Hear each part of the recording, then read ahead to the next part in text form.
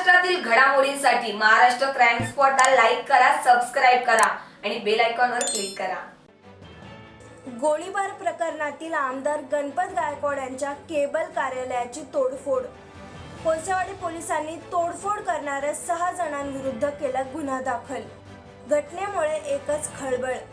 गोळीबार प्रकरणातील आरोपी भाजप आमदार गणपत गायकवाड यांच्या तिसाई केबल नेटवर्कच्या ऑफिसची काही तरुणांकडून तोडफोड करण्यात आली आहे. कल्याण पूर्व तिसगाव नाका परिसरात ही घटना घडली आहे. कोळसेवाडी पोलिसांनी तोडफोड करणाऱ्या 6 जणांविरुद्ध गुन्हा दाखल करीत पुढील तपास सुरू केला आहे. आज सायंकाळी 6:45 वाजण्याच्या सुमारास तिसाई केबल नावाचं केबल ऑपरेटिंगचं ऑफिस आहे तिसगाव नाका.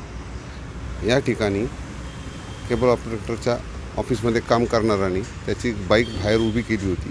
सदर बाईकजवळ एक संशयित इसम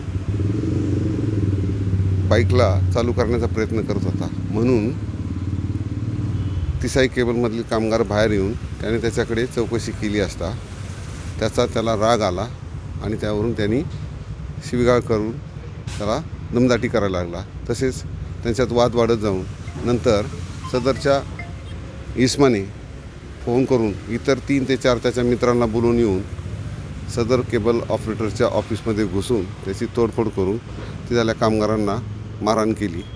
तरी सदरच्या 5 अनोळखी इसमाविरुद्ध पोलीस ठाणे येथे गुन्हा दाखल केलेला आहे. त्यांना लवकरात लवकर ताब्यात घेऊन पुढील कारवाई करीत आहोत.